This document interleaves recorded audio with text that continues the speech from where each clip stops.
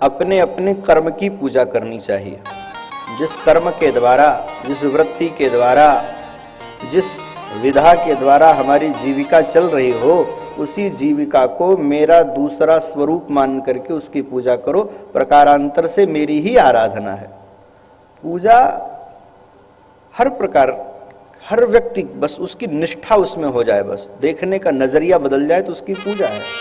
विद्यार्थी अगर अब समय से अपने विषय को याद कर ले तो उसका पाठ है, वो उसकी पूजा है। छात्राणाम अध्ययनम तपः। कार्य तो हर व्यक्ति करते हैं, बस नजरिया बदल जाए तो वह कार्य भक्ति में परिणत हो जाता है। मैं एक उदाहरण दूं जिससे आप मेरी बात समझ सकें। एक जगह कहीं मंदिर बन रहा था, तो एक राहगीर गुजरे, वहां 3 राजगीर मिस्त्री काम कर रहे थे।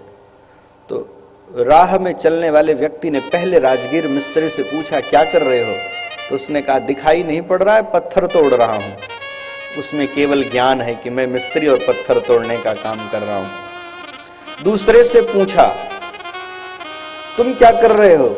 तो उसने कहा, भैया देख नहीं रहे, पत्थर तोड़ रहा हूं, पेट है तो कुछ तो करना पड़ेगा। उसमें ज्ञान और विवेक दोनों है कि मैं पत्थर तोड़ रहा हूं ऐसा ज्ञान, क्यों तोड़ रहा हूं ऐसा विवेक भी है। तीसरे मिस्त्री से यही प्रश्न पूछ लिया, क्या कर रहे हो? उसने उत्तर दिया, भैया मंदिर बना रहा हूं। क्रिया एक थी पर तीनों के उत्तर अलग अलग थे। एक ने कहा पत्थर तोड़ रहा हूं, एक ने कहा पत्थर तोड़ रहा हूं क्योंकि पेट है तो कुछ न कुछ करना पड़ेगा।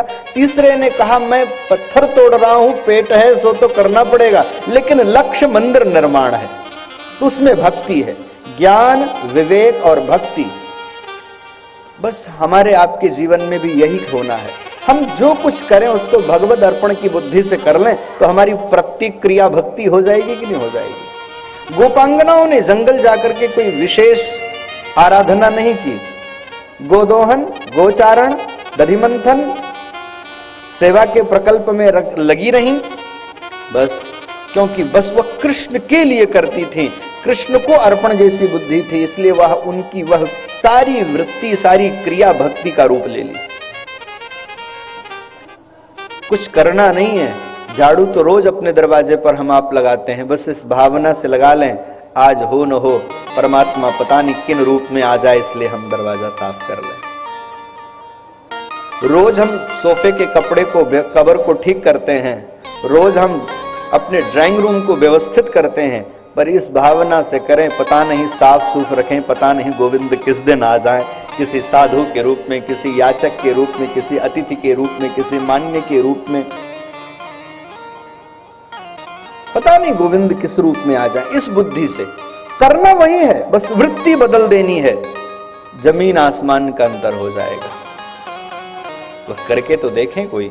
गृहे गृहे गोपवधू कदम्बा सर्वे मिलित्वा समवाप्य योगम पुण्यानि नामानि पठन्ति नित्यं गोविंद दामोदर माधवेति। भगवान कह रहे हैं इसलिए कर्म की महत्ता को समझो। इंद्र की पूजा तब नहीं करोगे तो भी इंद्र वर्षा देगा। वर्षा तो इंद्र कर सकते हैं, उनका कार्य है वो करना, लेकिन कर्म ही नहीं करोगे तो कैसे काम चलेगा। देखो कर्म तो करना ही पड़ेगा, और ये विशेष रूप से ये जो धरती है ना, इसको कर्म भूमि कहा गया है। क्या कहा गया है? समानवानाम अपि कर्म भूमि ही, यह सभी सबकी कर्म भूमि है। कृपा भी उसी को मिलती है जो थोड़ा कर्मशील व्यक्ति होता है। अब यहाँ से हमको कह दें अयोध्या जाना है और कमरा बंद करके केवल कहे भगवान पहुंचा दो, पहुंचाएंगे भगवान? हाँ, भगवान से प्रार्थना करें, हे राम जी आपके चरणों में आना चाहता हूं, मुझे बुला लो। तो हम क्या करें, कम से कम गांव छोड़ के रास्ते तक तो जाएं।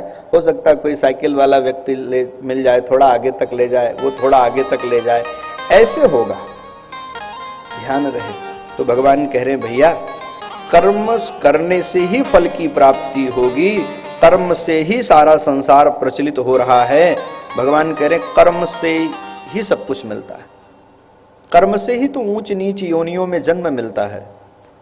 प्राण तो सब में है ना, चींटी में भी प्राण है, शुक में भी प्राण है, गाय में भी प्राण है, मनुष्य में भी प्राण है, शूकर कुकर में भी प्राण है। लेकिन कौन निर्धारित कर रहा है, कौन सी शक्ति निर्धारित कर रही है कि यह प्राण शक्ति चींटी में रहेगी, कि मनुष्य के शरीर में रहेगी, कि हाथी के शरीर में रहेगी, कि गधे के शरीर में रहेगी? कोई तो शक्ति है जो उसका निर्धारण करती है। उस शक्ति का नाम है कर्म शक्ति। जैसा करेंगे वैसा मिलेगा।